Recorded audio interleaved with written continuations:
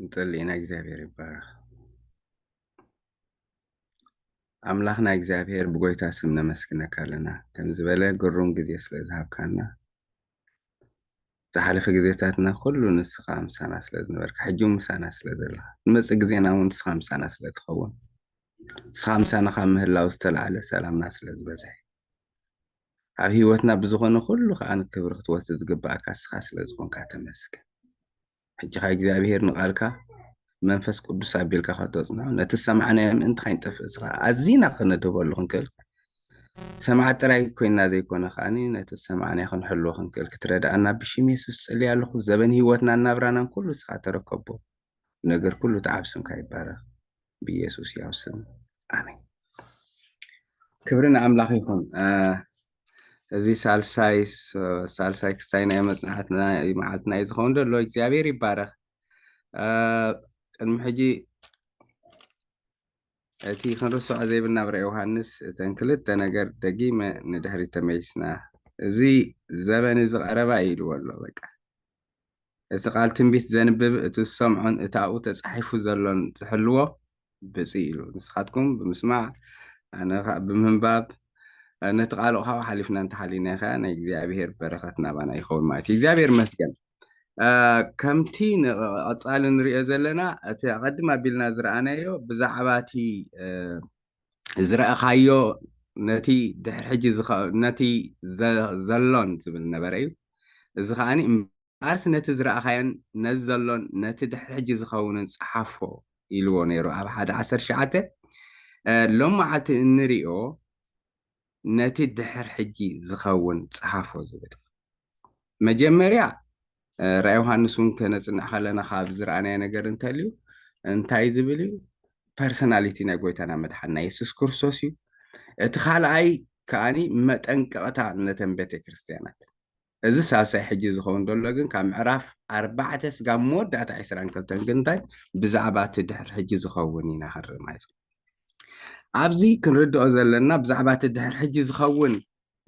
ክንርኢ ከለና ዮሃንስ ብመዓልቲ ጎይታ ብመንፈስ ኮንኩ እንዲሉ ሕጂ ንላዕሊ እዩ ዝድይብ ዙሙ ኣብ ላዕሊ ኮይኑ ንታሕቲ በቃ ሶሪ ኣብ ላዕሊ ኮይኑ ነቲ ናይ ሰማይ ኣምልኾ እዩ ሕጂ ክከታተል ብድሕሪኡ ከዓ ኣብ ላዕሊ ኮይኑ ካብ ምዕራፍ 6 ስጋብ 18 ዘሎ እቲ ኣብ ምድሪ ዝኸውን ነገር ክርአ ማለት እዩ ዳት ሚንስ እንታይ ኢና ንብል ዘለና ቤተ ክርስቲያን ካብ ምዕራፍ 4 ትሒዛ ስጋብ ምዕራፍ 18 መወዳእታ ኣይንሪኣን ኢና ቤተ ክርስቲያን ዝብል ማለት እዩ ስለዚ ብናተይ ርድኢት ናይ ብዙሓት መፅናዕቶም ዝገበርክዎ ቤተ ክርስቲያን እንታይ ኮይና ኣላ ተነጢቓ ኣላ ማለት እዩ ስለዚ ብዛዕባ ቤተ ክርስቲያን ምንጠቓ ገለ ነገር ሓሳባት ክንዛረብ ኢና ማለት እዩ ኣብዚ ምዕራፍ 4 ቁፅሪ 1 እንተሪእና ድሕሪ ሕጂ ድማ እንሆ ኣብ ሰማይ ክፉት ደገ ርአኹ እቲ ሳልሳይ እቲ ምሳይ ዝዛረብ ከሎ ዝሰማዕኽዎ ከም መለኸት ዝኾነ ቀዳማይ ድምፂ እዚ ሕጂ ከም መለኸት ዝኾነ ቀዳማይ ድምፂ ዝብሎ ዘሎ ቀዲሙ ተዛሪቡ ነይሩ ምዕራፍ 1 ቁፅሪ 11 እንተንቢብኩሞ ብመለኸት ድምፂ ዝሰምዖ ነይሩ ወይ ሕጂ ከዓ እቲ ዝተዛረብ ንቅድሚ ሕጂ ደጊሙ ከም ዝብለኒ ዘሎ ኢሉ ማለት እዩ እምበኣርሲ ነቲ ድሕሪ ሕጂ ዝኸውን ነገር ከሪኤካሲ ነጀው ደይብ ኢልዎ እቲ ደይብ ዝብል ምስቲ ምንጣቕ ዝተሓዝ ነይሩ ካፕቹር ዝተሓዝ ማለት እዩ ስለዚ ነዚ ክንርኢ እንተኮይና ኣብ ምዕራፍ 1 ሕልፍ ዝበልናያ ጠቕሲ ነይራ እንሆ ብደበና ይመፅእ ኣሎ ኩለን ዕንቲ እቶም ዝወግእዎ ከዓ ክርእዩ እዮም ብዘለዉ ዓሌታት ምድሪ እውን ክበኺኦም እወ ኣሜን ይብል ማለት እዚ ብዛዕባ እቲ ዳግም ምፅኣት እንድዩ ግን ቅድሚ ዳግም ምፅኣት ምንጣቕ ስለ ዝኾነ ብዛዕባ ምንጣቕ ዮሃንስ ከዓ ንላዕሊ ደይብ በለኒ ብዛዕባ እቲ ድሕሪ ሕጂ ዝኸውን ከሪአኒ ኢሉ ማለት እዩ ስለዚ እዚ ርእስቲ እዚ ኣገዳሲ ስለ ዝኾነ ገለ ሓሳባት ርኢ ኣቢልና ክንሓልፍ ኢና እቲ ዝዓበየ ተስፋ ናይ ኣመንቲ ከዓ ንሱ ዝሎ ዝኾነ እግዚኣብሔር መስገን ኣብ ወንጌል ዮሃንስ ምዕራፍ 14 ካብ 1 ስጋብ 3 ከምዚ ይብል ኣብ ቤት ኣቦይ ብዙሕ ማሕደር ኣሎ እቲ እንተዘይህሉስ ምበልክኹም ነይረ ስፍራ ከዳልወልኩም እኸይድ ኣለኹ ከይደ ስፍራ ምስ ኣዳለኹልኩም ኣብቲ ኣነ ዘለኽዎ ንስኻትኩም ኣብኡ ምእንቲ ክትህሉስ ተመሊሰ ክመፅእ እዛ ተመሊሰ ክመፅእ ስሙርላ ናባይ ከዓ ክወስደኩም ኢየሱስ ተመሊሱ ክመፅእ እዩ ናብኡ ከዓ እንታይ ክገብረና ክወስደና كم زوالكم نعنا نأمنتي اتزعابي تسفانا أبز مدرزي ويتاخ ملاسي زلعلم النقصنا له عبك إدميو كبيرنا النور المعتات أملاخ انت جيرنا له أكتاليلنا له في توسك زارب كله سأجا أملاخ تجليت إيمان كل سمد حنام سيلو اتي بروخ تسفانا يتعزز أملاخنا مدحنا يسوس كورسوس مقلات النات تسبناي ويتانا مدحنا يسوس كورسوس كمسي نيتعزز تسفى أملاخنا مقلات انتي نقبر لنا نسبي علنا عبز مدرزي تراي تسفانا نيرو انتزغون كاب كل سمد نقصنا نيرنا إلو قدامي كورنتس جن تسفانا عبز مدرزي تراي يكونه كابز زحلف اي مالك اذا بزعبات التنسئي موتان يلن نزبل ذهبوا ملس نخبل ليلو حوريا باولوس كستايز غبرين قالياتهم انتسفا مساتو كامدون غاي سلعله تسفا مساتو احبيلو قدم نبوتاتنا كم تنغير ومنير نزبلو ملس نخيف كاني كالاي بيتروسون كمزي لله نساتهم كاتسفا مساتو ابيالو افتا بوتاتنا زدق اسلام عالتي كام مجمريا فطرت يزو كلهم تزنبر يزلو يبليلو تسفى مساعته زودون جيوغن قويتا كمتي أفتقالي الوزول خلاي بيتروس ثلاثة شعاته كل سنة من الساحة خمس انبر كتقف سلازي فوتو እግዚአብሔር ንተስፉ ዘዶም ገዘር እንበር ንሱ ከም ተስፋ ቃሉ ከምዚ ኣብ ራእይ ዮሃንስ ምዕራፍ 1 ዝበለና እንታይ ክገብር እዩ እቲ ቀረባ እቲ ግዜ ቀረባይ ኢየሱስ ክርስቶስ ክመጽእ ስለዚ እዚ ዘረባ ዕሽነት ናይ ብዙሓት ግን ዝድንጉ መሲልዎም ከምቲ ኣብ ማቴዎስ 14:40 ሓደ ናቢሉ እንታይ ኢሉ በቃ ተዓሻ ባርያስ ዝድንጉ መሲልዎም ምውቃዕ ክስታይን ይጅምር ኢሉ እሱን ተስፉ ኣየደንጉየን እዩ ስለዚ ከምቲ ካልኣይ ጴጥሮስ 3:13 ኢልዎ ዘሎ ንሕና ገምታ ግና ከም ተስፋ ጽድቂ ዝነበረላ ይህን ሓድሽ ሰማይን ምድሪ እንታይ ንገብር ኣለና ንጽበይ ኣለና ኢየሱስ ክመጽእ እዩ ተመሊሱ እንታይ ክገብረና እዩ ክወስደና እዩ ማለት እዩ እግዚአብሔር ይመስገን በዚህ ነገር እዚ ሰባት ተፈላለየ ነገር ክስታይ ዓይነት አራእይ አለው ሰለስተ ዓይነት እቲ ፕሪ ትሪቡሌሽን ሚድ ትሪቡሌሽን ኤንድ ፖስት ትሪቡሌሽን አለው ንሕና መብዛሕትና ኢለ ዝሓስብ ማለት እዩ ጎይታ ኢየሱስ ቅድሚ መከራ ከምቲ ንፊላደልፊያ ዝበላ ማለት እዩ 3:20 ጎይታ ኢየሱስ ክርስቶስ ቅድሚ መከራ ክመጽእ ገሊኣቶም ከዓ እንታይ ዝብሉ أفرقات مكرة 3 عامة فرقانسي بمكرة مسحالفة أمون قاع بيت كريستيان تخيزوا له أتون كالخا بيت كريستيان تقليلة بمكرة تحلف يعزوا له أزي ناتي مرداتا كافت قطعان كافت مكرة بيت كريستيان يحلوان زبل كمتي أقدما يتسلمك حادث شعاتن تخيركم ولو نبرأ يوحنس انترينا كافت قطعا انتاي قبرأي نبيت كريستيان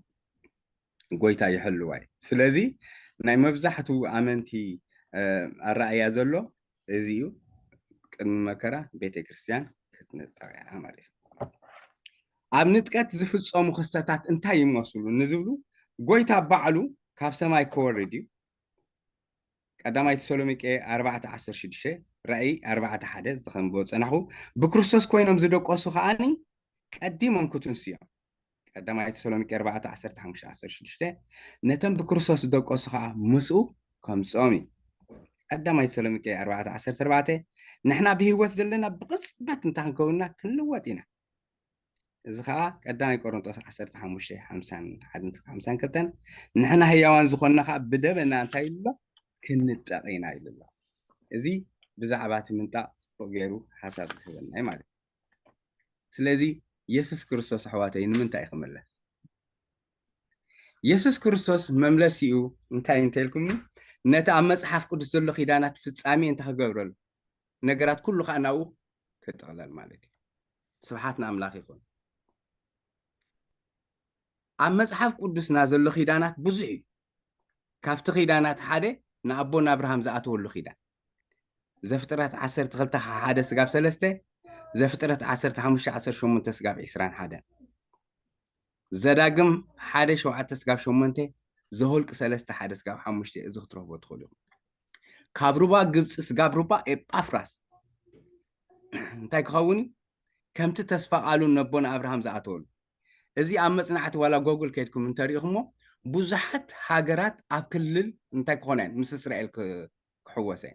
إزي بلكم ذلو حجي مالتي يكون كل وتاني يسوع كريستوس أبز مدرزة أبز مسألة جزية جبس قبلوا سعود عربية قبلوا إيراق قبلوا قالي أنت قليلا زعتوا قالي إن بخفال قالي إن كات 3/4 كوينن ناوخاتوا يعني تخارتا أب مزنعتي ناي تشارشي سرنت خيركم كستاخذ رغبات خوليكم مالتي سلازي اتناي مصحف قدوس كيدانات فصامي خركب يسوع كريستوس تاغبري كملاسي نتا مدر زاتو ولا تسفا كيدان الله ابز داغم 30 خاب حدث قب 10 سنتاتيكم انت تعززهم نا انت تميسهم كم زكبومن ملشو داغم እግዚአብሔር ከም ዝጥሙቶምን ዝተዛረበሉ ምዕራፍ ነቦና ዳዊት ዘኣተወ ሉ ኺዳን እውን ኣሎ ዝፋን ዳዊት ከም ዘጽንዓ እዚ ከዓ ካልኣይ ሳሙኤል 7:12 ግብረ ሐዋርያት 2 ካብ 30-4 መዝሙር 89:36 ማለት ነትን ሐዋርያት ዘኣተወሎም ከኣሎ ማለት ሐዋርያት ንሕና ኩሉ ነገር ሓዲግና ስዒብና ካለና አንተ ክንረክብ ኢና ምስ በልዎ 12 ነገድ ከም ዝኣፍታ 12 ነገድ ከም ዝፈሩ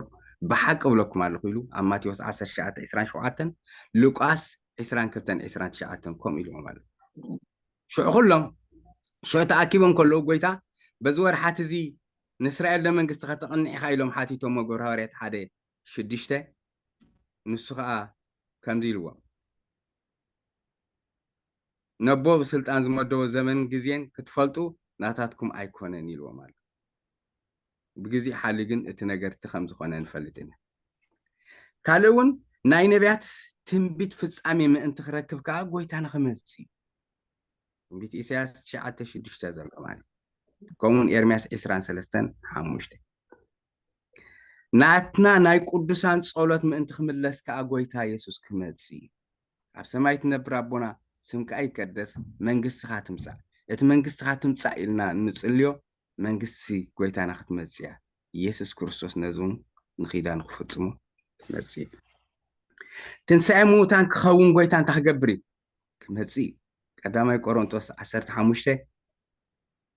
كم إسياس 26:10 قدامي سولمكي 14:3 نفترة عالم نخلو خبجو خمزي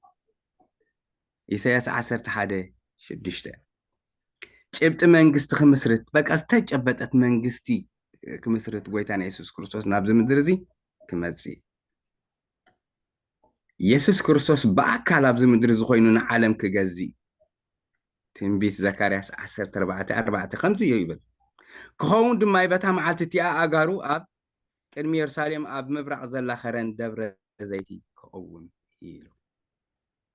يسوع كريستوس نسيت أن كأسرون زل عالم فردك هو خا كمتسي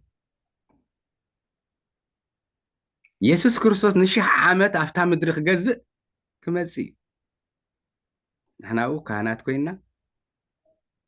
إذا بير مسجنا بيتو خن بيت مقدس كنا قلنا نجستات كوينا أفتح مدرخ مارتي حق أنت إزازن كابير سالم كويس يسوع كمتسي إساس كلته 3 سنبع على كأخذ في هوسي كلته 10 شوعات زلمات إذا حجي بعلات الشجرة هذا اللي خاب حدث قال 3 لا شعو شن بعلات بحالي لأن إجزاير ترى يخصوها نسرائيل كحدثها ندك إسرائيل مدحان كرهبو يسوع كريستوس كم زيبل رومي 11:25 تبجاوي كابس يوم كوتس كاب يعقوب كأرسي إنت كره بظل إسرائيل كأكدحني يميلو زكرياس 10:4-9 زكرياس 10:10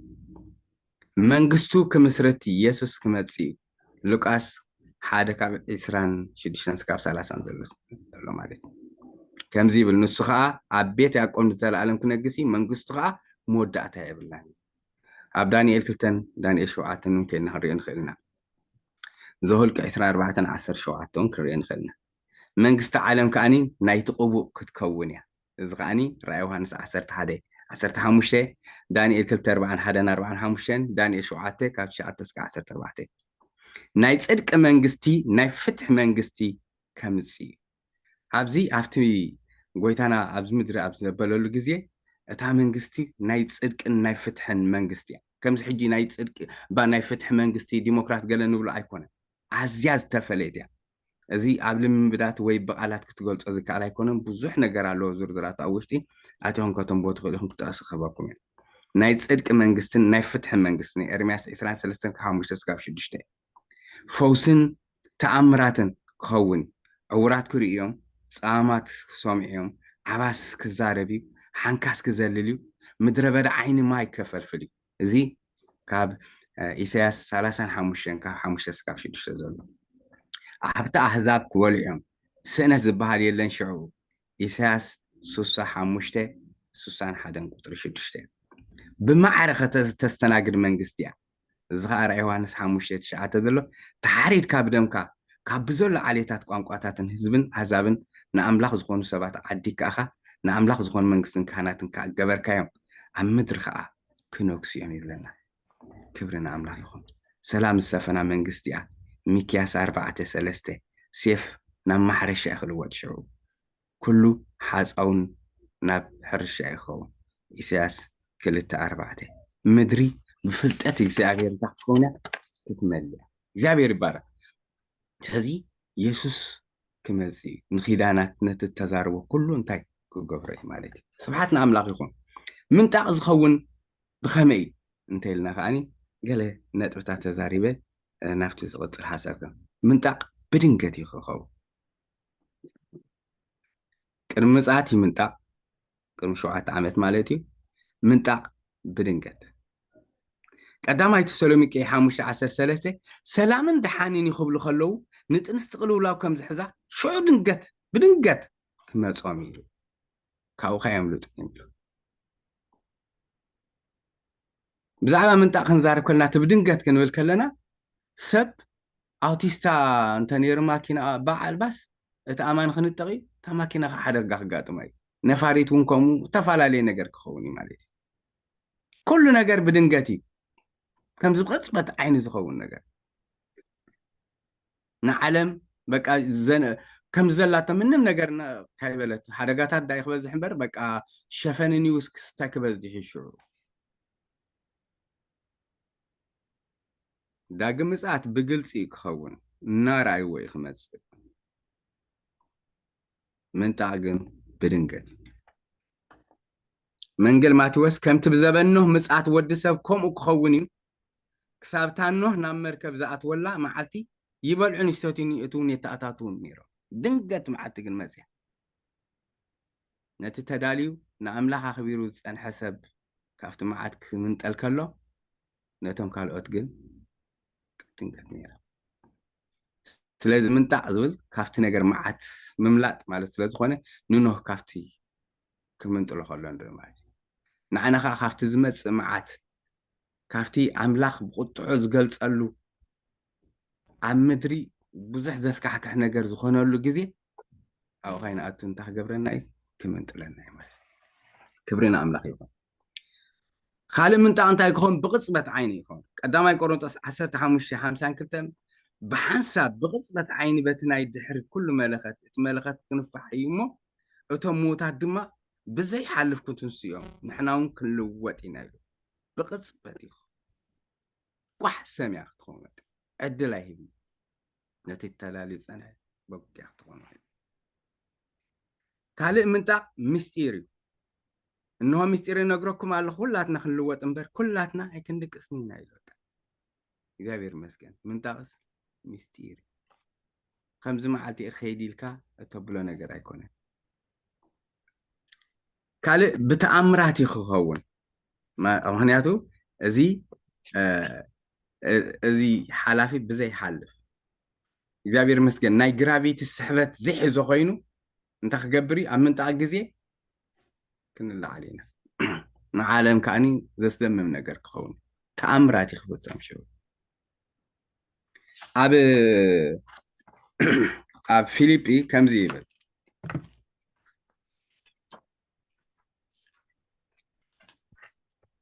سلسة 21 نسو باتن كله زمال كله زكالو حيلي نتخبر سجوع من انت خمسل نزنا يوردت سجانا كلوت أيل إذا حلف بزي حلف زموات بزي موت تلويتو تاخن كونينا كان جاهزين مالتي سلازي من تعز خون بدنجاتي بقصباتي مستيريو بتأمراتي سلازنا تناقدن تاك خون زلوا بزنتيلنا نغحنا نصباي ما توسع إسرار 4 ما توسع إسرار 5 ماركوس 10 قدامي بيتروس 4 شوات سلازا محلوينا صانع نصباي تدالو سبات نخون هو تين أنت سلازي كلي زخيت قلت في زخيت سلازي እግዚአብሔር መስገን استدالنا انت خوينا بس ጎይታ ዝመጸሉ ማዓቱን አይን ሓፍርና ማለት ክብርን ጎይታ ይኹን ስለዚ ዝምስፈልኩ ናፍቲ ቀጻሊ ሓሳበይ ናፍቲ ምዕራፍ 4 ካቱ ከም መእተዊ ናይቲ ቁጽሪ 1 ኢና ክንዛረብ ጸኒሕና ኣብዚ ምዕራፍ 4 እምበር ዋና ብዛዕባ ሓሳብ ናይዚ ምዕራፍ 4 ገለ ሓሳባት መጀመርያ ሃይላይት ዝኾነና ክነግረኩም ምዕራፍ 4 ካብ 1 ስጋብ 11 ዘሎ ነዚኦም ነገራት እዚኣቶም ይዘካድ ሓደ ኣብ ዝፋኑ ዝተቐመጠ ኢና ንርኢ ኣብ ዙርያ እቲ ዝፋን ዘለው ነገራት ከዓኒ ንርኢ ኣብቲ ዝፋን ውሽጢ ብዛዕባ ዝወፁ ነገራት ከዓ ኣለው ኣብ ቅድሚ እቲ ዝፋን ዘለው ፊት ንፊት ዘለው ፍጥረታት ከዓ ኣለው ኣብ ማእኸል እቲ ዝፋን ከዓ እዞም 5 ነጥብታት ኣብዚ ምዕራፍ እዚ ጎሊሖም ክርኢና ማለት እዩ ክብርን ጎይታ ይኹን كان بيبي معرف 4 دحر زما انه اب سماي كفد دغره يخو اتمساي كزارب كله سمعهو كم ملخت زخونه قدام اي دمص خا دحر حج زخون ነገር كريكا نجو ديب بلني شعوب منفس كونكو انه دما اب سماي اب سماي زفان تنبره ابت زفانون حدا تقميطو نبره እቲ ተቐሚጥዎ ዝነበረ ከዓ ትርኢቱ ከም እምኒ ያስጴስ ሰርዴን ይመስል እቲ ዝፋን ድማ ስመራገድ ይመስል ቀስተ ደበና ከዓ ከቢብዎ ነበረ ይብለና ናብ ሰማይ ምስ ደበ መጀመርያ ዝረአዮ ዝተቐመጠ ከም ዘሎ ኣብቲ ተቐሚጥዎ ዝነበረ ከዓ ትርኢቱ እምኒ ያስጴስ ሰርዴን ይመስል እዚ ብዛዕባ شعوء ዝነበሩ ክቡር የእማን ሓደ ነገር ከም ተቀድም ኣቢለ በቀዳማይ ዝበልኩም ዮሐንስ ይመስል እንዳበለ ይዛረብ ብዙሕ ግዜ በቃ በቲ ዘለዎ ዓቕሚ ነቲ ዘይድረት ነገር ናይ እግዚአብሔር በቃ ክገልጾ ብጣዕሚ ከም ዘሸግር ኢና ንርኢ ይመስል በቲ ንሱ ስርዶን ዝፈልጦን ዓይነት ኣብ ከባቢኡ ዘሎን ነገር ገይሩ ክገልጾ ኢና ንርኢ እዚኦም ዓይነት መዓድን እዮም كبرات يوم ازي ترأي استاكاي بلوكم حبرم تفعلاليو زنقرق ازي ياسقس زبل حجي زنقرقوري اتي سرديان زبل كا مس سماوي عينت حبر زمسل كستاي زلوي اتي سمراقت زبل كا قطيلي بقى تحويسهم زيهم زهبو دمقت كنغروكم አይከል በቲ ገላያቶም ዛረቦ በጣም ድሙቁን ጽቡቅን ሻይን ዝኾነ ነገር ከም ዝገልጹ ነዚኣቶም ዝተጠቀመሎም ከአንታይ እቲ ተቀሚጥዎ ዘሎ ነገርሲ ኣዝዩ ከመይ ዝበለ በቃ ዝድነቕ ሻይን ዝኾነ ዘንጸባረቕ ምዃኑ ኣብዚ ምዕራፍ እዚ ጎሊሑ ዝርአ ብዛዕባ እቲ ኣብ ዝፋኑ ተቐመጠ እንዲዛረብ ኩሉ ብዛዕባኡ ዝዛረበሉ ንዕኡ ንምድማቕ ዘገልግሉ ሰርቪሳት እዮም ኣብኡ ዘለዉ እዚኣቶም ሕጂ ብዛዕባ እቲ ንዕኡ ዝገልጹ ሻይን ምዃኑ ዝገልጹ ዓይነት መዓድን ክኾኑ ከለዉ እቶም ካልኦት ፍጥረታት እንትኾኑ እውን ንዕኡ ዘድምቑ ኣምልኾ ኣብ ከባቢኡ ዘካይዱ ነገራት ምዃኖም እዚ ከነስምረሉ ይግባአና ክብሪ ንጎይታ ይኹን ስለዚ እንታይ ዝብል ኣብ ዝፋን ሰኣልዎ ብስእሊ ኣብ ዝፋን ኣለ ሓደ ከምዚ ቅርፂ እዚ ኣይብለናኒ ኣብ ዝፋን ተቐመጠ ኣሎ ኣብዚ እንታይ እቲ ዝረአዮ ከዓኒ እተን ዓይነት ማዕድን እዚ ይመስል ኢሉ ኣብቲ ዝፋን ከዓ ቀስተ ደበና ኣሎ ኢሉ እቲ ቀስተ ደበና ልክዕ ነቲ ኣብ ዘፍጥረት ዘሎ እዩ ዘመልክተና እቲ ዝፋኑ ተቐመጠ ቃል ኪዳኑ ከዓ ዘይጠልም ምዃኑ زرينا أتي كيدانوس زل على ما مخانو إግዚአብሔር كم زبالكم تعانتوي إግዚአብሔር نخيدانتهم فتصوم يمشيلنا كيدان إግዚአብሔር زل على ما مخانو بقى زري ندك سبات زلوا إግዚአብሔር سي بقى كيدانو زيت على مخانو زري السخاني عفتو زريات الزفان أتي أستدبنا نبرة مالك أب زريات الزفان كالقها عسران أربعة أو انتايلنا له ريخم أنتخونكم أب زريات الزفان كا عسران أربعة زفانات أب تزفانات كا عدا خداون تخدمو أب رؤسهم كا أخليل ورقي التخللوا عسران أربعة شماغلات التقميتهم رأخي بلان راي مجمريا أستدبناي زلو بدحري خاتم عسران أربعة شماغلات انتاي كوينة مالو تقمتوا له انتاي كذلهم أخليل اللو ريخم أنتخونكم أخليل انتاي له كداونتهم زي عدويم رؤسهم كأخليل ورقي التخللوا عسران أربعة شماغلات نبرو زم عسران أربعة شماغلات مني جي قال قمتاتن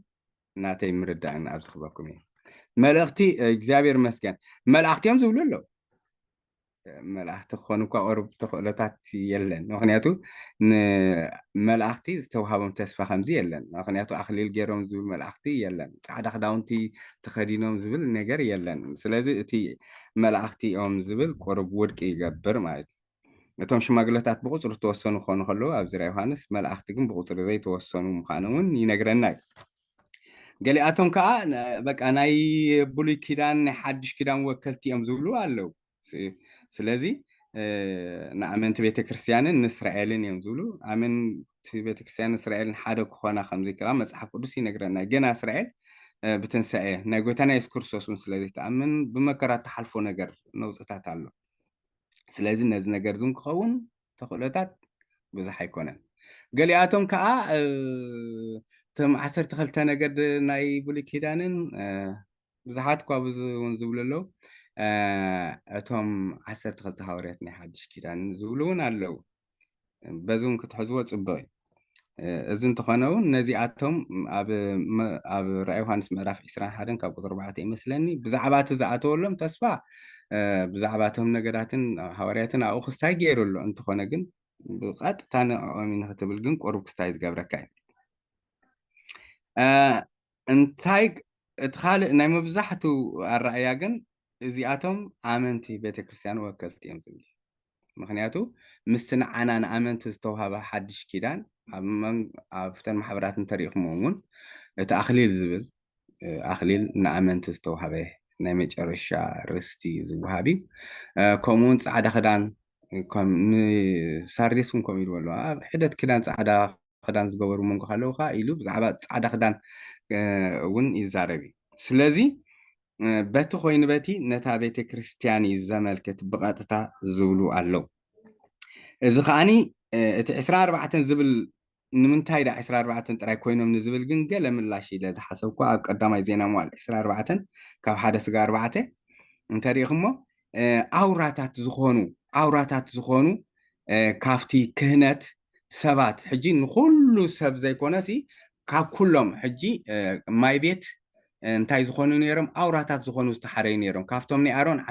عسر تشدشته شمنتخا كاب كال مالتي انت دميرنايم عسران أربعة يوم زخون دلو مالتي تكيم حدا يزغدس سلازي عسران أربعة جن أو ريبريزنت خوينهم نريم مالتي ببترهم كا يقلقلو خمس نبرون رئيس لذي نعنا وكيلهم ويون نتانا بيت كريستيان وكيلهم زوعوا زلو عسران أربعة كستاي مخانو جن ينقرنا سلازي زودي نبيت كريستيان ترايكن قبل تسفى زعاتو ولنا قويتا كمزي تعاد خدانون نتم سعرو وهاب نايزي عبير تسفى مخانو يرينا ماج نايزم عسران أربعة بخمزي مرداتا اتناتي مرداتا زلني آمنتي بيت كريستيانيم زبل كستايلني مالت كابت زفانو وشتها مبارق دهاي حتى أنتو ينتهي لكم نيري أب زفانو تقمت ألي لكم بزوريا زي قصة دبنا له بدحت قصة دبنا خاتم إسرار 4 شماغلتات انتهي أب زفان كأز تقمت يم سعادة خداون تزلهم زود خاب رؤسهم ورق الزقابرية بدحريو اتي كافتي زفان وشتي تعنتو نافتخن أدخلنا أفتو زفان وشتي بزعبا زخون نجر كان تام تلكوني كاوشت تزفان كأني دمس ما بارقني وصنير كافتي أفتو زفان دل زفان دل إجزابير لنا كافتي إجزابير دلو ناتو هلونا نإجزابير دمس خوات سخلي خاطري كبرنا أملاك خون نزغ عن زخون النخاني أب زات 10 شدشتا كم زيبل بتحصل سيت معاتك وقع خلوخ أنه قد قادن بركن كبيد دبنان نابلع لتخرن كونه عزيب برتعد هاي ملخات انت سمعه اتي اب سفر زنبره كل حزب دما تنبرك خير እግዚአብሔር ርእይዎ ቅድሚ ክቀውም ዝኽእል ሰብ ስለዚ የለ እግዚአብሔር መስገን እግዚአብሔር ካፍቲ ናቱ ህላወ ዘሎ ኩሉ ግዜ እንታይ ብዛዕባ ናቱ ክብሪ ዝገልጽ እንታይ ድምፂ ይመጽእ ካፍቲ ድምፂ ሓሊፉ ከዓኒ እቲ ኸረ እንታይ ከም ዝኾነ እዩ ዝነግረና ትክ ከም ዝትኸኸ ናቱ ክብሪ ከም ዝተረኣየ أقدمهم كون تاين موسى تراي زرايو انتاي باخا تراي زاربنا انتاي قلمتات زبل كون حتتات كونيري دحنا همص ايوم يلوا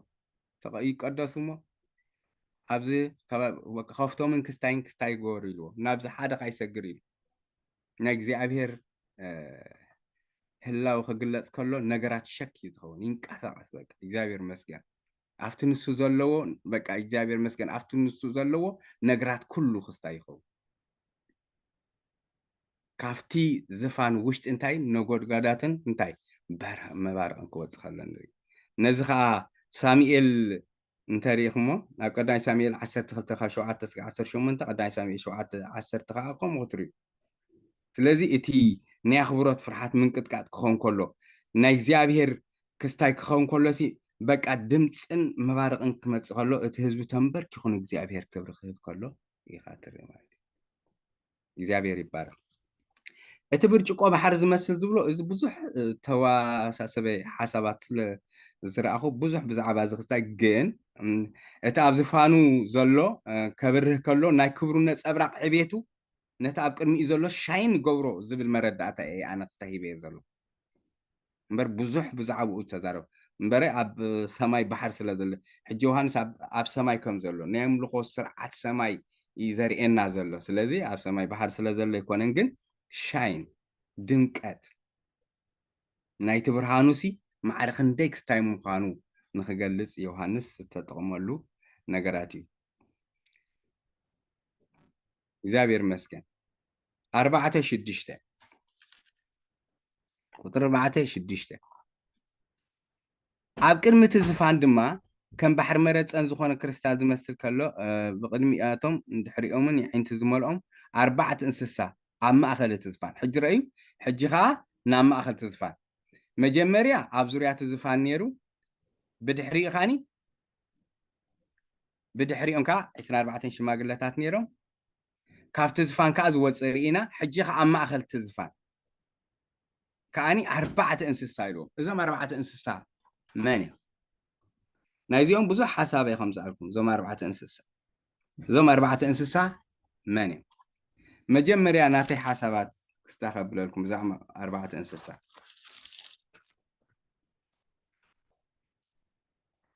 ንምንባብ ግዜ ብዙሕ ስለ ዝወስደልና ትንቢት ሕዝቅኤል ምዕራፍ 1 ካብ 4 ስጋብ 12 ዘሎ ንብቡ ሰብ ምራኽ ኣንበሳ ንስሪ ዝብሉ ክትሪኢኹም ተመሳሳሊ ከዓኒ ኣብ ምዕራፍ 10 እውን ኣብ ምዕራፍ 10 ከዓኒ ካብ 13 ዘሎ ስጋብ 22 ዘሎ ንብዎ ኣነ ግን ሓንቲ ጥቕሲ ኣብኣ ንዓይ ትድግፍ ክወስድ እየ እዚኣቶም ከዓ ኢሉ ብዛዕባቶም እንስሳ ክዛረብ ምስ ፀንሐ ኣብ 10:20 እዚኣቶም ከዓ እቶም ኣብ ትሕቲ ኣምላኽ እስራኤል ኣብ ጥቓ ሩባ ኬባር ዝረእኽዎም እንስሳ እዮም ኣነ እውን ክሩቤል ምዃኖም ኣለለኽዎም ኢሉ ብዛዕባ እዞም እንስሳሲ ኣንበሳ ገለ ንብሎም ኣለና ግን ክሩቤል ምዃኖም ኣለለኽዎም ኢሉ ስለዚ ክሩቤል እዮም እዩ ዝብል ደሎ ናተይ እውን ኣብኡ እቲ ሓሳባተይ መጀመርያ ዝርአን እዞም 4 እንስሳ ክሩቤል እዮም ዝብል ኣለ ምክንያቱ ክሩቤል መበለየ ከዓ ገለ ሓሳባት ከብለኩም ኣብኡ ኣብቲ ምዕራፍ ሓደ እንተሪኢኹሞ ኣብ ህዝቅኤል እቶም ህያዋን ፍጡራት ኣነ እዛ እንስሳ ትብል ኳ ቁርብ ክስታይ ገብራኒ ጆን ወስሊ ድዩ ገለ ዝተርጎማ እንድያ እዚኣ እታ መብዛሕትኡ ናብ ትግርኛ ናውን ክስታይ ኮይኑ ዘሎ እተን ኣርባዕተ ህያዋን ፍጡራን ዝብሉ ክትሕዝለይ ደስ ዝብለኒ ማለት እዩ እዚኣቶም ምስቶም ኣብ ህዝቅኤል ዘለው ተመሳሳልነት ኣለዎም እቶም ህያዋን ፍጡራት ተመሳሳልነት ኣለዎም ብቁፅሪ ኣኽናፎም ብናይ ገጾምን ቁርብ ፍልልይ ኣለዎም እቶም ኣብ ህዝቅኤል ዘለው ብኣርባዕተ ሳይድ ገጽ ከም ዘለዎም እዩ ዝገልጽ ብኣኽናፎም ከዓኒ ምስ ኣብ ኢሳያስ ዘለው ምዕራፍ 6 እዮም ዝመሳሰሉ 6 ኣኽናፍ ዘለዎም ዝብል ኣሎ ኣብ ናይ ኢሳያስ ምዕራፍ 6 ቁፅሪ 1 እንተንቢልና ብኻልእ ባህርያቶም ግን እንተሪእናዮም ግን ነዚ ኣብ ህዝቅኤል ዘሎ ይመስል ማለት እዩ ብዝሪኦምን ብውሽጦምን ካ ይዕይንቲ ኣለዎም ነቲ ዝኸውን ኩሉ ክምልከቱ ከም ዝኽእሉ ዘርኢ ኣብ ሰማይ ከምኡውን ኣብ ምድሪ ካብ ዝፍጾሙ ነገራት ካብ ዒንቶም ዘይተሰወረ ምዃኑ የርኢ ብኣካል ማለት ብኻልእ ኣዘራርባ እግዚኣብሔር ኩሉ ከም ዝኽእል ከም ዝፈልጥን ባህርያትን ከንፀባርቑ ምዃኖም ዘረዲ ናይ እግዚኣብሔር ነገራት ዘንፀባርቑ እምበር ብገዛእ ርእሶም ንሳቶም ትመለኮታዊ ናይ ኣምላኽ ነገርሲ ኣብኣቶም ኣሎ ማለት ግን ከም ዘይኮነ እዚ ከነስምረሉ ኣለና ስለዚ ሓደ ግምት እዞም ኣርባዕተ እንስሳ እቶም ሱራፊኤል ዝብል ሱራፊኤል ምዃኖም ኣደለኽዎም ኣብ ሩባ ከይባር ዝበሎም ህዝቅኤል ዝረኣዮም ንሳቶም ምዃኖም ምስቲ ምዕራፍ ሓደን ተንቢብናዮ እውን እቲ ኣብ ዝፋኑ ዘሎ ዝብል ኣብዚ መን ምዃኑ ንፁር ክስታይ ዘየብሎ ኣብኡ እግዚኣብሔር ኢሉ ክስታይ ስለ ዘብሎ ምስ ከምኡ እዚ ናተይ ምስ ናይ ብዙሓት ግምታትን ማለት እዩ ካልእ ግምታት ካ ክነግረኩም እዞም ኣርባዕተ ህያዋን ፍጡራን መን እዮም ንዝብል ገለ ሰባት ዝብልዎ እቲ ቀዳማይ ኣንበሳ ይመስል ኣንበሳ ከዓ ካብ ዱር ኣራዊት ሓያል ርእሲ ምዃኑ ዘመልክት እዩ ይብሉ እቲ ካልኣይ ብዕራይ ዝመስል ከዓ ካብ ናይ ቤት እንስሳ ኩሉ ርእሲ ከምኡውን ትጉህ ዓያዩ ምዃኑ ይኣምኑ እቲ ሳልሳይ ሰብ ከዓኒ ካብ ፍጥረት ካብ ኩሉ ንላዕሊ ወይ ርእሲ ገዛእ ምዃኑ ዘመልክት ይብሉ እቲ ራብዓይ ንስሪ ከዓ ካብ ኣዕዋፍ ኩሉ ርእሲ ተባሂሉ ይእመነሉ እዚ ኢሎም ይኣምኑ ካልኦት ከዓኒ እዞም ኣርባዕተ ወንጌላት ዝተገልፁ ናይ ክርስቶስ ባህርያት ዘንፀባርቑ እዮም ይብሉ ኣንበሳ ናይ ክርስቶስ ገዛእነት ብዕራይ ናይ ክርስቶስ ገዛእነት ተኣዛዝነት ከም ባርያ ኮይኑ ምግልጋሉ ሰብ ዝብል ከዓኒ ፍልጠቱ ሰብ ኮይኑ ከዓ ምግላፁን ብካልእ ከዓኒ ንስሪ ከዓኒ መለኮታውነቱ የመልክት ዝብሉ ኣለው ካልኦት ከዓ እዞም ኣርባዕተ ህያዋን ፍጡራን ከም ኣንበሳ ነበረ ዝብል እዚ ነቲ ናይ እግዚኣብሔር ሓይሊ ምሳሌ እዩ ይብሉ ነቲ ኣንበሳ ነቲ ብዕራይ ከዓ ናይ እግዚኣብሔር ትዕግስቲ ምሳሌ ነቲ ሰብ ናይ እግዚኣብሔር ጥበብ ምሳሌ ነቲ ንስሪ ከዓ ናይ እግዚኣብሔር ስልጣን ምሳሌ ይብሉና እቶም ናይ መወዳእታ ከዓ ከምዚ ይብሉ ነሶም ወዲእና ኣለና ምስለን ያ ሓደ በዚ ስለ ዝገበል ኮይና ያ እግዚኣብሔር መስገን ስለዚ 1 2 3 4 ኣብ 4 ሓሳብ ይከፋፈሉ መብዛሕቶም ሰባት ኣብዘን 4 ነጥብታት ከም ዘለው ስለዚ ትናተይ ተቀዳማይ ሓሳብ ኢለ ዝኣምን ማለት ክብርን ኣምላኽ ይኹን እንታይ ኢና ርኢና ኣብተን ነጥብታትና ቅድሚ ናፍታ ካልእ ጥቕስና ምስጋርና ኣብ ዝፋን ሓደ ህያው ኣምላኽ ርኢና ኣለና ኣብ ዙርያት ዝፋን ከዓ እንታይ ቀስተ ደመና ድሕሪኻ 24 ሽማግለታት ኣብ ውሽጢ ዝፋን ከዓ መባርቕን እንታይ ድምፅን ቁፅሪ 4 ኣብ ቅድሚ እቲ ዝፋን ከዓ 7 መብራህቲ እሱ ከዓ መንፈስ ቅዱስ ምሳሌ ወይ ከዓኒ ከም ባሕሪ መረፀን ሻይን ዝኾነ ነገር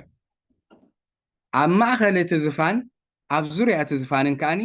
4 እንስሳ ከምዚ ገይሮም ካብቲ ማእኸል ተበጊሶም በኽናፎም ክስታይ ዝገበሩ ማለት ክብርን ኣምላኽ ይኹን ስለዚ ብድሕሪኡ ናብቲ ቁፅሪ 7 ኢና ክንከይመስል ኦኬ እዚኦም 7 ይኮናን ኦኬ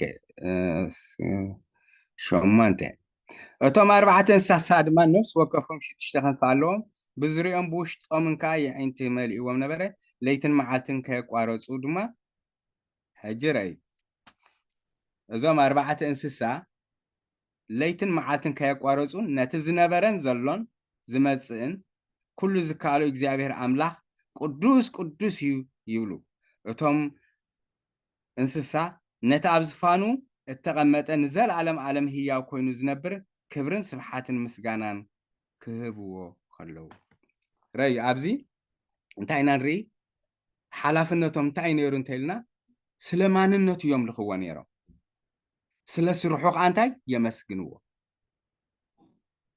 እግዚአብሔር ይመስገን እቶም ኣርባዕተ ህያዋን ፍጥራን ነፍሲ ወከፎም 6 ኣህናፍ ነበሮም ብዝሪኦም ብውሽጦም ከዓይንቲ መሊእዎም ነበረ ለይትን መዓልትን ከዓኒ ከየቋረፁ ለይትን መዓልትን ከየቋረፁ እንታይ ከምዚ እንዳበሉ ነቲ ዝነበረን ዘሎን ዝመፅእን ስለ ዘለዓለማውነት እዮም ዘመስግንዎ ዘሎ ዝነበርካን ዘለኻን እትመፅእን ዘለዓለማዊ ኢኻ ዝብልዎ ዘሎ ኩሉ ዝኽእል እግዚኣብሔር ኣምላኽ ከዓ መለኮትነቱ ከምኻ ቅዱስ ኢኻ ከዓ ፍሉይ ኢኻ ንዓኻ ዝመስለካ የለን እግዚኣብሔር እናበሉ እንታይ ገብርዎ ነይሮም የመስግንዎ ነይሮም እቶም እንስሳ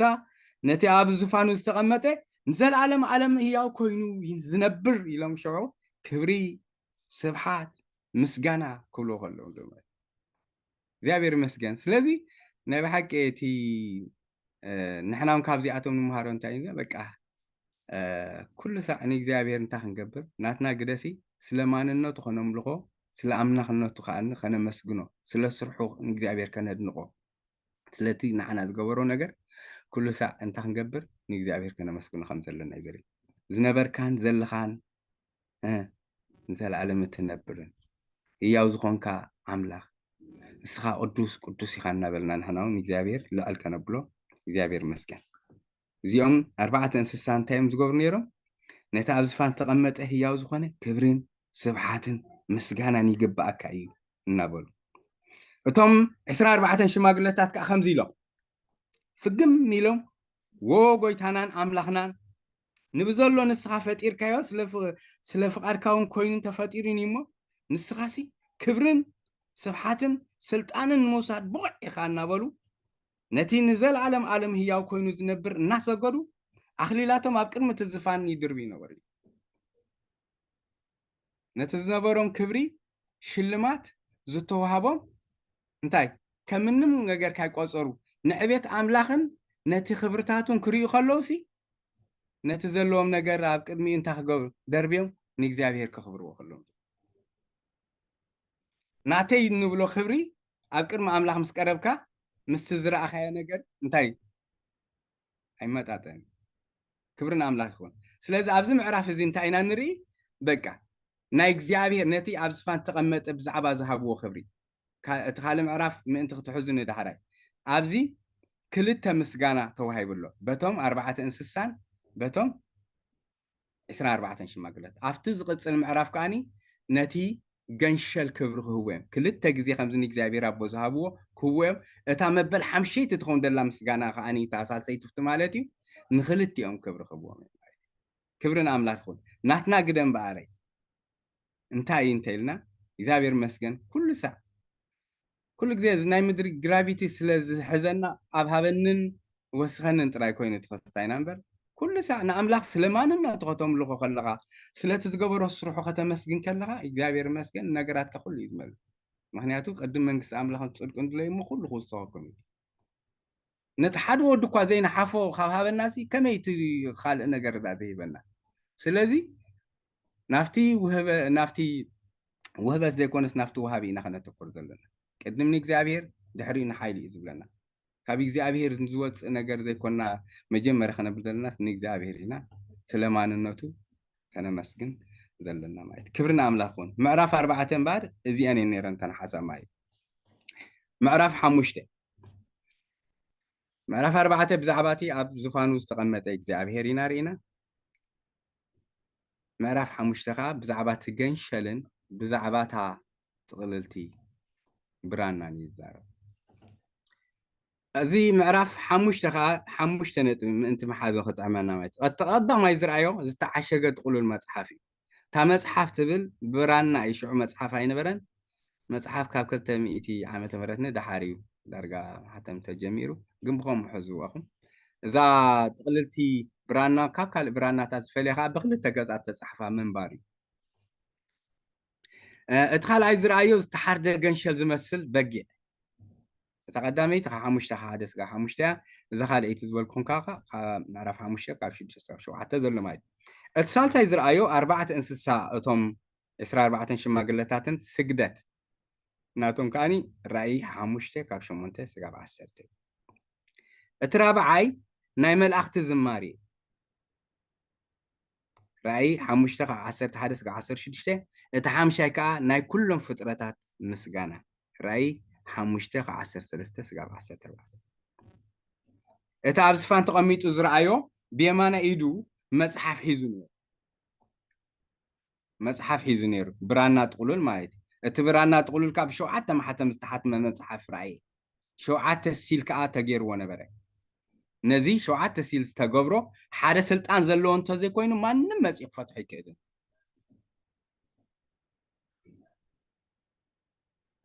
እቲ ኣብ ኢዱ ኣብ ኢድ እቲ ኣብ ዝፋን ተቐሚጡ ዘሎ መፅሓፍ እንታይ እዩ ነይሩ ግምታት ክነግረኩም ገለገለ ሰባት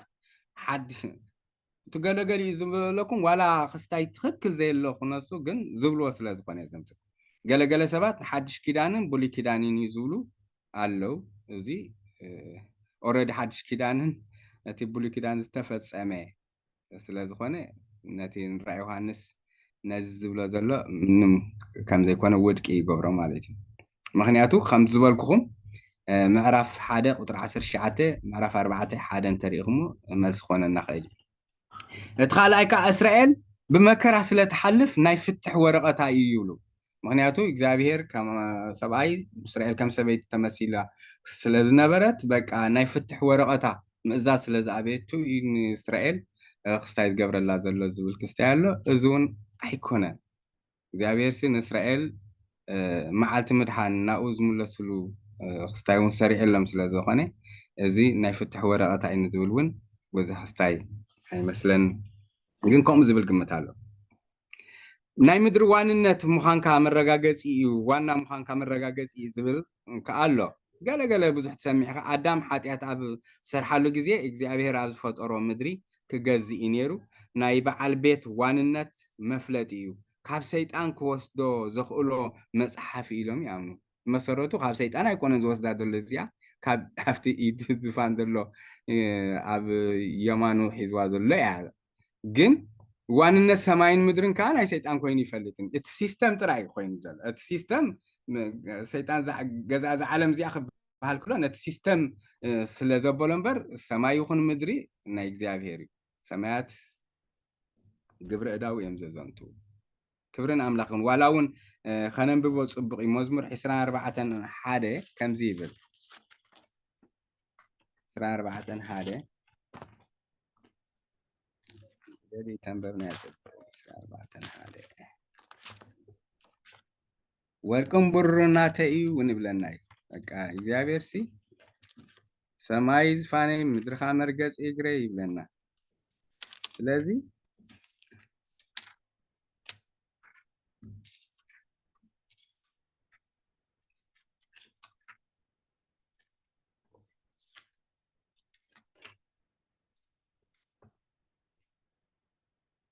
እግዚአብሔር ምድሪ ኣብ ባሕር ሰሪትዋ ኣብ ሓዙን ኣጽኒዕዋ እዩ እሞ ንሳን መልኣታን ዓለምን ዝነብርዋን ናቱ እዮም ይብለና ክብርን ኣምላኽ ስለዚ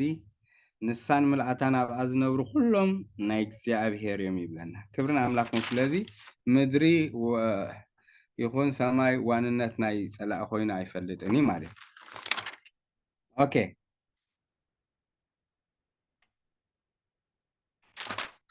ካልእ እንታይ ዝብሉ ኣለዉ እዚ ፀሓፍ ኮን እምበር ነቶም ንእግዚአብሔር ዘይእዘዙ በቃ ቁጣ ኣምላኽ ዝግለፀሉ መንገዲ ዝተጻحፈ ማሕተም يزبلو خالو እሱ ንዓቶም ጥራይ ግን ኣይኮነን ብዙሕ ነገር ስለ ዘካትት እታ መጨረሻ ከዓ እቲ ሸውዓተ ማሕተም እተሓተመ መጽሓፍ ኣጠቓላሊ ንዝኾነ ኩሉ ናይ እግዚአብሔር ፕሮግራም ኣብ ዓለም እንታይ ከም ዝኸውን ከይተፈጸመ ከሎ ዝትርኽ ምዃኑ ንቅድሚት ዓለም እንታይ ከም ትኸውን ከዓ ዝትርኽ ጽሑፍ እዩ ዝብሉ ኣለዉ ኣነ ምዝየ ዝሰማዕ ማለት እዩ እግዚአብሔር መስገን ምስታ ወንጌል ምስቲ ራእይ ዮሃንስ ምዕራፍ 4 ክበክ ከሎ ብዛዕባ ናይ እግዚአብሔር ፕሮግራም በቃ ንዓደይ እሞ ብዛዕባ እቲ ድሕሪ ሕጂ ዝኸውን ነገር ከሪአካ እየ ስለ ዝበሎን ዮሃንስ ንዕኡ ነቲ ማሕተም ዝፈትሕ ስለ ዝሰኣነ ዝበኽየሉ ነቲ ናይ እግዚአብሔር ፕሮግራም ኣይፍጸምን ኢሉ ስለ ዝሓሰበ ስለ ዝኾነ ዮሃንስ ምስኮሙ እዚ ማሕተም እዚ ኣጠቓላሊ ንድሕሪ ሕጂ ብዛዕባ ዝኸውን ኣቐዲሙ እግዚአብሔር ዝገልጾ ዘሎ ወይ ዝስርሖ ዘሎ ነገር እዩ ኢለ ይሓስብ ማለት ነዚ ናይ መጨረሻ ናይ እግዚአብሔር ዕላማ ብቑዕ ዝኾነ ጥራይ ክፈትሖ ዝኽእል ኣብ ሰማይ ኮነ ኣብ ምድሪ ኣብ ትሕቲ ምድሪ ከዓ ኣይተረኽበን ስለዚ ኣብ ሰማይ ኮነ ኣብ ምድሪ ኣብ ትሕቲ ምድሪ ወላ ሓደ ኣይተረኽበን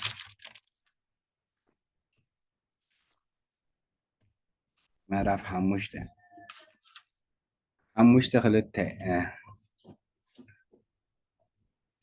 ሓደ ብርቱዕ መልአኽ ድማ ነዚ መጽሓፍ እዚ ክግንጽሎ ማሕተሙን ክፈትሖ ዝበቅዕ መን ኣሎ ኢሉ ብርቱዕ ድምፂ ክጭርሕ ከሎ ርኢኽዎ እቲ ብርቱዕ መልአኽ ዝብል ድሓን ገብርኤል መልአክ ክኸውን ይኽእል እዩ ናይ እግዚአብሔር ብርታዕ ዝብል ክስታይ ስለ ዝኾነ እውን ክስታይ ይብሉ ኣብ ትንቢት ዳንኤል ተርእይኒ ኣብ ኩለን ምዕራፋት ብርቱዕ መልአኽ ዝብል ንገብርኤል ተኪኡ ስለ ዘሎ ንሱ ክኸውን ዝኽእል ግምት ኣሎ ግን ዋና ነገር ናሱ ስለ ዘይኮነ ነግሪ መንገድና የዛረበ ነዚ መጽሓፍ እቲ ግንጽሎ ወይስ ክሪኦ ክግንጽሎ ወይ ክሪኦ ኣብ ሰማይ ወይስ ኣብ ምድሪ ወይስ ኣብ ትሕቲ ምድሪ ንሓደ እኳ ኣይተኻእሎን እዩ ሕጂ እዚ መልአኽ ዓው ብዝበለ ድምፂ እዩ ኣብ ሰማይ ንዘሎ ኣብ ምድሪ ንዘሎ ኣብ ትሕቲ ምድሪ ዘሎ ኣሉ ምእንቲ ከይበሃል ኩሉ ዝሰምዖ ድምፂ ገይሩ ይኣውጅ ዝፈትሖ እንተሎ ነዚ ነገር ዓው ብዝበለ ድምፂ ግን ሓደ እኳ ኣይተኻእሎን እዩ ኣብቲ ድሕሪኡ እንተሪእና ኣነ ድማ ነዚ መጽሓፍ ዝግንጽሎ ወይስ ዝርዮ ብቑዕ ሓደ እኳ ስለዘይተረኸበ ብዙሕ በኸኹ ኢሉ ካብቶም ሽማግለታት ድማ ሓደ ድማ ብዙሕ በኸኹ ኢሉ ንምንታይ በኺ ዝበልክኹም ከምቲ ኣቐድም ኣቢለ ዝበልክኹም ናይ እግዚአብሔር ፕሮግራም ዝፍጸመሉ መንገዲ ንዓሞ ደይብ ነቲ ድሕሪ ሕጂ ዝኸውን ከርእየካ ኢሉ ኣደይብዎሲ እቲ ናይ እግዚአብሔር ዕላማ ኣብቲ ተጠቕለለ ጽሑፋት ስለ ዘሎ ንሱ ምስ ተዘርዘረ እቲ ነገራት ኩሉ ከም ዝኸውን ስለ ዘበለ ዮሃንስ ነዚ ምስ ራእየ እንታይ ኮይኑ በኺቡ ናይ እግዚአብሔር በቃ ዕላማሲ ነዚ ዝፈትሖ ስለዘየለስ እንታይ ክኸውን ብምባል በኺቡ ዝብልሎ ማለት ኣነ ድማ ነዚ መጽሓፍ እዚ ክግንጽሎ ወይስ ክሪኦ ብቑዕ እኳ ሓደ ስለዘይተረኸበ ብዙሕ በኸኹ ካብቶም ሽማግለታት ግን ሓደ ካብዞም ሽማግለታት ሓንቶይ ተዛረብና ኣሎም ሓደ ድማ ኣይትብከ እንሆ እቲ ካብ ነገድ ይሁዳ ዝኾነ ኣንበሳ እቲ ሱር ዳዊት ረዩ ኣንበሳ ኢልዎ ኣሎ እዚ ሱር ዳዊት ነዚ መጽሓፍ ክግንጽሎ ነቲ 7 ማሕተም ክፈትሖ ስዒሩ ኣሎ በለኒ ክብሪ ንኣምላኽ ይኹን ከላልዮ ከሎ እዚ ብጣዕሚ እዩ ዝገርም ናይ ይሁዳ ኣንበሳ ኢልዎ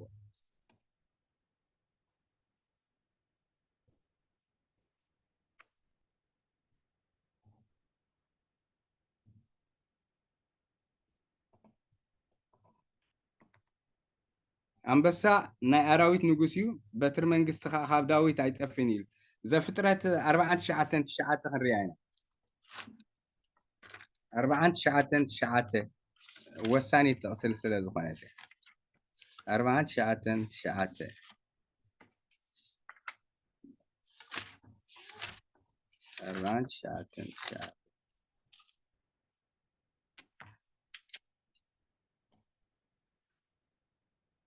ይሁዳ ሽደን ኣንበሳ እዩ ወደይ ካብ ምርኮ ደየብካ ከም ኣንበሳ ተኸርሚዩ ደቀሰ ከም ኣንስተይቲ ኣንበሳ ከዓ መን የተንስኦ ኢሉ ክስታይ የብል ስለዚ ኣንበሳ ኢልዎ ኣሎ እዩ ስለዚ ናይ ይሁዳ ኣንበሳ ዝብል ቲ ኦሪጂናል ካብዚ ዝመፀ ይውን ማለት ክብርን ኣምላኽን ስለዚህ ኣንበሳ ናይ ዱር ኣራዊት ንጉስ እዩ ስለዚ ናይ ይሁዳ ኣንበሳ መሲሓዊ መፀውዒ ናይ ክርስቶስ እዩ ኣንበሳ ናይ ንግስነቱ ጥራይ ዘይኮነ ናይ ብርትዕኡ ናይ ከኣልነቱ ኣብ ልዕሊ ፀላኢ ናይ ሰዓርነቱ ዘመልክት እዩ ማለት እዩ ስለዚ ከላልዮ ከሎ ብዚ እንታይ ኢልዎ በቃ ኣንበሳ እቲ ካልእ ከዓ ወዲ ዳዊት ዝብል እዩ ኢየሱስ ክርስቶስ ኣብ ወንጌል ዝተገልፀሉ ወዲ ዳዊት መሓረኒ እናበሉ እዮም ክስታይ ዝብሉ ነይሮም ስለዚ ከላልዮ ከሎ ከም ኣንበሳ ገይሩ እዩ ቁልሕ እንተበለ ግን ከም ዝተሓርደ በጊዕ ብጣዕሚ እያ ትገርም እቲ ዝፈትሕ ዘሎ ናይ ይሁዳ ኣንበሳ ኢልዎ ነቲ ናይ ይሁዳ ኣንበሳ ዝበሎ ክርኢ ኢሉ ቁልሕ እንተበለ ግን ዝተሓርደ ዝመስል ገንሸላው ክብርና ኣምላኽ ይኹን ስለዚ ንሱ እቲ ኣብ 5-6 ኣብ ማእኸል እቲ ዝፋንካ እቶም 4 እንስሳን እቶም ሽማግለታትን ነይሮም ኣብ ማእኸል ተዓንቶ ይነግረኩም እየ እቶም 24 ሽማግለታትን እቲ 4 እንስሳን ነይሮም እቲ ተሓርደ ከዓኒ ኣብ መንጎ ነይሩ ማለት ሕጂ ተወሲኾም ኣሎ ኣብቲ ዝፋን ኣሎ ኢልና ነርና ተዓንቶ ወይ ኣብ ዙርያ እቲ ዝፋን ዘሎ ነገር እንታይ ኢልና ነርና ኣስተደበና 24 ኣብ ቅድሚት ከዓ እቲ 7 መብራህቲ ነይሮም እዮም 24 እንስሳ ካብኡ ጀሚሮም ከምዚ ኢሎም ከልሉ ሕጂ ከዓ ኣብታ ማእኸል ሰንተር ከዓ መን መፂ ኣሎ እዚ ገንሸል መፂ ኣሎ ኣብታ ምዕራፍ 4 ንሪእና ኣብዚ ምዕራፍ 5 ግን ተሓርደ ገንሸል ዝመስል ደው ኢሉ ኣብ መጽሓፍ ቅዱስ ክነግረና ከሎ ግን ኣብ ዕብራውያን ይኹን ኣብ ካልእ እንታይ ዝብለና ኣብ የማን ኣምላኽ እንታይ ተቐመጠ እዩ ዝብለና ኣብዚ ግን ተንሲኡ ካብ መቐመጢኡ ኣብዚ መንጎ እንታይ ኮይኑ ኣሎ ደው ኢሉ ኣሎ ተሓሪዱ ዝነበረ ዝመስል ገንሸል ደው ኢሉ ርኢኹ ንሹ 7 ቀርንን 7 ዓይንን ኣለዎ ንሳቶም ከዓ እቶም ናብ ብዘላ ምድሪ እተላኹ 7 መናፍስቲ ኣምላኽ እዞም 7 መናፍስቲ ቀዲምና ርኢና ኢና ናይ መንፈስ ቅዱስ ዝግለፀሎም መንገዲ እምበር 7 መንፈስ ኣሎ ማለት ኣይኮነን በጊዕ ዝብል ቃል ንመስዋዕትነቱ እዩ ዘመልክት እንሆ ዮሃንስ ምሽ ከም ኢሉ እንሆ ሓጢአት ዓለም ዘርሕ ገንሸል ኣምላኽ ምሽ ኢልዎ ከምኡን ኢሳያስ 53:7 ክንርኢ ንኽእል ክፋለጡ ከሎ ናይ ይሁዳ ኣንበሳ ኢሉ ዙር ኢሉ እንተረኣዮ ግን ከም ዝበልኩም ተሓረደ በጊዕ ኣንበሳ ናይ ንግስነቱን ናይ ገዛእነቱን ናይ ጉንነቱን ከመልክት ከሎ በጊዕ ናይ መስዋዕትነቱ ንደቂ ሰባት ከዓ ድሕነት መሃቡ እዩ ዘመልክት በጊዕ ሓንቲ ነገር ካይረሳዕዋ ከሎ ክነግረኩም ኣብ ሰማይ ዝነበረ ፊዚካል ኩሉ ናትና ዝቕፅሎ ነገር ከምኡ ይኮነን ብካልእ ነገር ይኽልወጥ ናይ ጎይታና ኢየሱስ ክርስቶስ እታ ምልክት ግን ንዘለዓለም ክትቕፅል እያ 26 ግዜ ብዛዕባ እቲ ገንሸል ኢሉ ክዛረብ ከሎ ኣብ ራእይ ዮሃንስ ልዕሊኡ እውን ይመስል 26 ግን ርግፀኛ ከብል ከሎ ኩሉ ሳዕ ንዑ እንዳረኣና ክንፅፀት ዘይኮነስ ከነመስግኖ ክብሪ ክንህቦ ስለቲ ንደቂ ሰባት ዝሃቦ ነገራት እንዳበልና ክንነብር ኢና እታ ምልክት ኩሉ ግዜ ክትቕፅል እያ ንዘለዓለም ማለት እዩ ክብርን ኣምላኽ ይኹን ስለዚ ኣንበሳ ከም ዝበልኩኹም ናይ ንግስነቱ ምልክት እዩ ኢየሱስ ክርስቶስ ከም ንጉስ ኮይኑ እንታይ ክገብር ሕጂ ከምቲ ቅድሚ ሕጂ ይኮነን ከም በጊዕ ኮይኑ ዝመፅእ እንታይ ዳ ከም ኣንበሳ ኮይኑ ብክብሪ ክመፅእ ቅድሚ ሕጂ ከም በጊዕ ኮይኑ እንታይ ኮይሩ ወይ ተፈሪዱ ወይ ከም ኣንበሳ ኮይኑ ግን ብሓይሊ ክፈርድ እዩ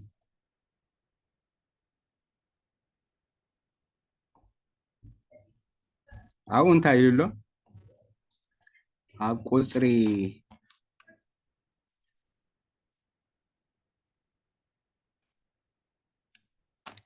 ሸውዓተ ንሱ ከዓ ኣብ ዝፋን ተቐመጠ ኦኬ ካብ 6 ከጀምረ ኣብ ማእኸል እቲ ዝፋን እቶም 4 እንስሳን ኣብ ማእኸል እቶም ሽማግለታት ተሓሪዱ ዝነበረ ዝመስል ገንሸል ደው ኢሉ ርኢኹ ንሱ 7 ቀርንን 7 ዓይንን ኣለዎ እቲ 7 ቀርኒ ዝብል ቀርኒ ኣብ መጽሓፍ ቅዱስና ንክልተ ነገር ሓደ ንሓይሊ ተኻልኣይ ከዓ ንክብሪ ዘመልክት እቲ ንሓይሊ ዝብል ፅንሕ ኢለ ጥቕስታት ክበኩም እየ እቲ ንሓይሊ ዝብል ኣቐረንቲ ጎባይ ምሽ ኢሉ ኣሎ ስለዚ እተን 4 ቀርንቲ ረኣኹን ይሁዳን ኢየሩሳሌምን እስራኤልን ዝበታተና እንዳበለ እውን ብዛዕባ እቲ ቀርኒ ይዛረብ እዩ ኣብ ዘዳግም 33:17 ኣብ ዘካርያስ 1:18-19 መዝሙር 75:4 ማለት እዩ ካልእ ከዓ ቀርኒ ከዓ ስለ ክብሪ ከዓ ይዛረብ እዩ ቀዳማይ ሳሙኤል 2:1 استوارد كب كبلو خلو قرني بأملاخي كب يبلالو مشيلا هانا سلازي لبيك أبي እግዚአብሔር ደስ ይብለሎ ስለዚ ትቀርኒ ነዚ ንክልቲኡ ነገር ከም ዘመልክት ማለት እዩ ንሱ ኣብ ሸውዓተ ንሱ መጺኡ ነቲ መጽሓፍ ካብ የማነይቲ ኢድ እቲ ኣብ ዝፋን ተቐመጠ ወሰዶ ነቲ መጽሓፍ ምስ ወሰዶ ከዓ እቶም 4 እንስሳን እቶም 24 ሽማግለትን ነፍስ ወከፎም መሰንቆ ዕጣን ዝመልአ ጽዋዕ ወርቅን ሒዞም እዚ ድማ ጸሎት እቶም ቅዱሳን እዩ ኣብ ቅድሚ እቲ ገንሸል ከዓ ተደፍኡ ይብለና ንምንታይ ኣብ ማእኸል ደው ኢሉ ዝብል ሓሳብ ክንርኢ ጽቡቕ ኣብ ማእኸል ደው ኢሉ ነይሩ ከም ዝበልኩኹም ኣብ የማን ተቐሚጡሎ ኢና ንብል ዋላ እውን ዕብራውያን 1:3 እንተሪእናዮ ግን ኣብ ማእኸል ደው ኢሉ ኣሎ ንምንታይ እዩ ንዝብል ገለገለ ነጥብታት ንኣምር ክኾነና ክብሪ ንኽቕበል ማለት እዩ ነቲ ማሕተም ክፈትሖ ብቑዕ ኮይኑ ዝተረኽበ ንሱ ስለ ዝኾነ እግዚአብሔር መስገን ንሱ ከዓ ጥራይ ተሓሪዱ ካብ ኢድ እቲ ኣብ ዝፋን ዘሎ ክወስድ ከሎ ከዓ ንሪኦ ማለት ክብሪ ክቕበል ቆይሙ ኢና ንሪኦ ካብ ዝፋኑ ተንስዩ ሓደ እቲ ንምንታይ ደው ኢሉ ንዝብል ክብሪ ንኽቕበል ካልኣይ ናይ ምድሪ ናብ ምድሪ ምምፁእ ቀሪቡ ምህላው ዘመልክት እዩ ንዓለም ብጽድቅ ዝፈርደሉ ግዜ ከም ዝቐረበ ዘርኢ በቃ ንምምፃእ ዝተዘጋጀወ ሰብ ካብ ሓደ ቦታ ምሽ ትስእ ይብል ልክዕ ከምኡ ከዓ የመልክት ማለት እዩ ስለዚ እቲ ንምንታይ ደው ኢሉ ዝብል ነዘን ክልተ ነገራት ክኸውን ከም ዝኽእል ናይ ብዙሓት ግምታት ኣሎ ማለት እዩ ኣብዚ እንታይ ንርኢ ኣብ ዝፋኑ ተቐመጠ እግዚኣብሔር ኣቦ ኣሎ ኣብ ቅድሚ እቲ ዝፋን ፊት ንፊት ከም ተሓርደ በጊዕ ቆይሙ ዘሎ እግዚኣብሔር ወልዳ ኣሎ ኣብ ቅድሚ እቲ ዝፋን ኮይኑ ከዓ 7 መብራህቲ ዝበርኻ መንፈስ ቅዱስ ኣሎ ስለዚ ኣብን ወልድ መንፈስ ቅዱስን ብሕብረት እንሪእሉ መጽሓፍ እዩ ካብ ካላት ዘላልኩ ኣብ 5:7 መጺኡ ካብቲ ኣብ ዝፋን ተቐመጠ ኣብ የማነ ኢዱ ዘሎት መጽሓፍ ወሲዱ ኣብ 5:8 ከዓኒ ዕጣን ዝመልአ ጸናጽል ናይ ቅዱሳን ጸሎት እዩ ዘመልክት እቲ ዕጣን ዝመልአ ጸናጽል ንምንታይ እዩ ዘመልክት ዕጣን ምስ ናይ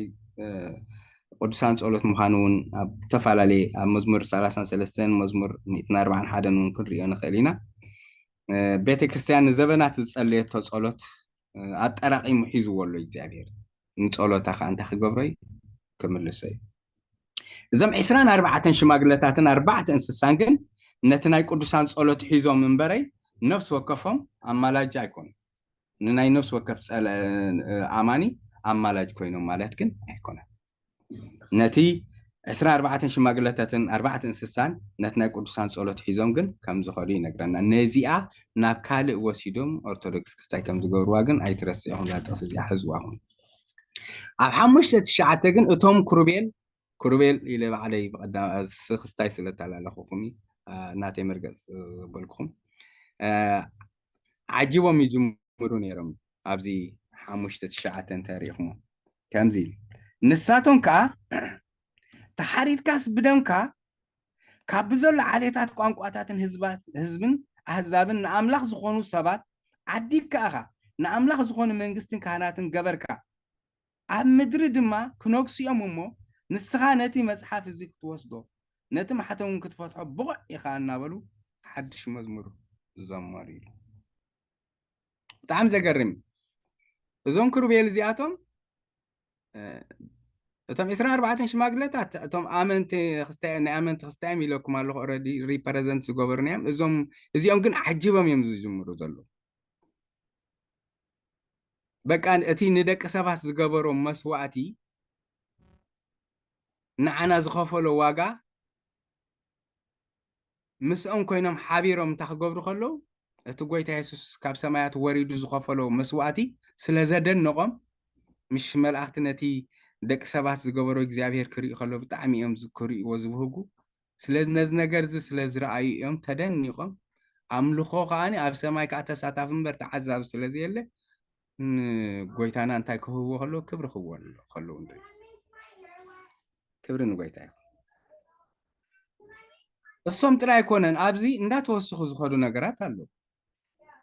ስለዚ ምዕራፍ 4 ስለ ፈጣርነቱ ከመስግኑ ከለዉ ኣብ ምዕራፍ 5 ከዓ ስለ እቲ ምድሓኑ እግዚአብሔር ስለ ዝገብሮ ፍጥረታት ኩሉ ኣመስግኑ ከሎ ኣብዚ ከዓ ስለቲ ንደቂ ሰባት ዝሃቦ ምብጃው እናርኣዩ ንኣምላኽ ንጎይታና ከመስግንዎ ከለዉ ኢና ንርኢ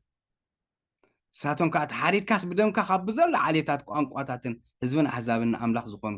ርኢ ኣብዚ ብጣዕሚ ምስጢር ዝኾነ ነገር እንተልዩ ኣብዚ ብጣዕሚ ካብ ዝገርመኒ ነገር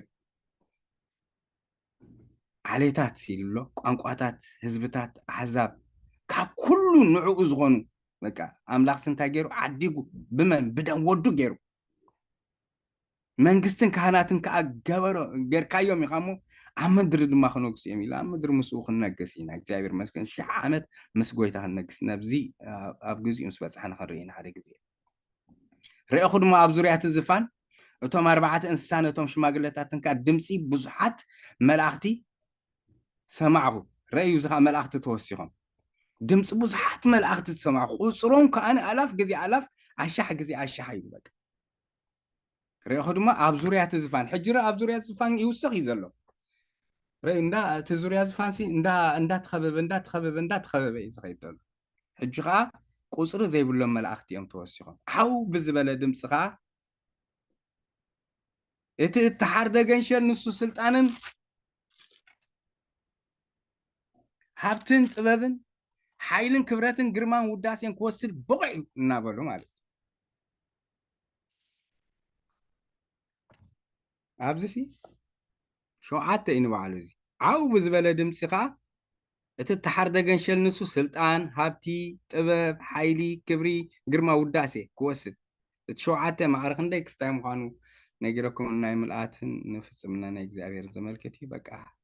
እግዚአብሔር ነቲ እትሓር ደገንሸል ንጎይታ ናይ ኢየሱስ ክርስቶስን ክብሪ ክህቡ ከለዉ ኢና ንርኢ 5:13 ኣብ ሰማይን ኣብ ምድርን ኣብ ትሕቲ ምድርን ኣብ ባሕርን ዘሎ ፍጡር ኣባታቶም ዘሎ ረእዩ ዘበለ ኩሉ እውን በረኸትን ክብርን ግርማን ስልጣንን ንዘለዓለም ዓለም ነቲ ኣብ ዝፋኑ ተቐሚጡ ዘሎን ነቲ ገንሸልን ይኹን ክብሉ ከለዉ ሰማዑ ረእዩ እተን መጀመርያ ክልተ ነቲ ገንሸል ክብሪ ተዋሂበን እዛ መወዳእታ ዘላ 5:13 ግን ኣብ ሰማይን ኣብ ምድርን ኣብ ትሕቲ ምድርን ኣብ ባሕርን ዘሎ ፍጡር ኩሉ ፍጡር እዩ ዝብል ዘሎ ኩሉ ፍጡር ኣባታቶም ዘለው ዘበሉ ኩሎም በረኸትን ክብርን ግርማን ስልጣንን ዘለዓለም ዓለም ነቲ ኣብ ዝፋኑ ተቐሚጡ ዘሎ ነቲ ገንሸልን ይኹን ክብሉ ከለውካ ሰማዑ ኣቐድም ኣቢልና እቲ ምዕራፍ ከም ዝበልናዮ እዚ ምዕራፍ 5 እቲ 5 ነጥብ ዝበልኩኹም ኩሎም ፍጥረታት ምስጋና ይህቡ ዝበልኩኹም ኩሎም ንእግዚኣብሔር ምስጋና ክህቡ ከለዉ ኢና ንርኢ ብኻልእ እቲ ንእግዚኣብሔር ኣቦ ዝተዋሃበ ክብሪ ኩሉ ንጎይታ ናይ ኢየሱስ ክርስቶስ ክወሃብ ከሎ ኢና ንርኢ ኣብቲ 5:12 እንተሪኢኹሞ ስልጣን ሃብቲ ጥበብ ሓይሊ ክብሪ ግርማ ውዳሴ የምሽ ኢሎም ኩሉ ኣብዚ ከዓ ክድገም ከሎ ኢና ንርኢ ስለዚ ናቶም ማዕርነት ከምዘይበላለፁ ጎይታ ናይ ኢየሱስ ክርስቶስ ከዓኒ ማዕረ ከም እግዚኣብሔር ኣቦ ስግደትን ክብርን ክወስድ ከሎ ኢና እንሪኦ ማለት እዩ እቶም 4 እንስሳ ከዓ ኣሜን ኢሎም እቶም ሽማግለታት እውን ፍግም ኢሎም እንታይ ገበሩ ሰገዱ ስብሓት ንኣምላኽ ይኹን ስለዚ ንሕና ከ እንታይ ንግበር ነቲ እትሓር ጎይታ ኩሉ ሰዓት እንታይ ንግበር ነኽብሮ ነቲ ተበጅውና ኩሉ ሰዓት እንታይ ንግበሮ ነመስግኖ ነቲ እትሓር ደገንሸል ኩሉ ሰዓት እንታይ ንገብሩ ንዘምረሉ ነቲ እትሓር ደገንሸል ኩሉ ሰዓት ኣብ ቅድሚ ዒንትና ንስኣሉ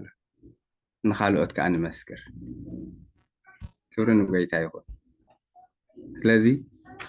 ሎማዓቲ ዝነበረና መልእኽቲ እዚ ይመስል ብዙሕ ተማሂርና ክንከውን ከዓኒ ተስፋ ይገብር እግዚአብሔር ኣምላኽ ይባርክኩም ሻሎም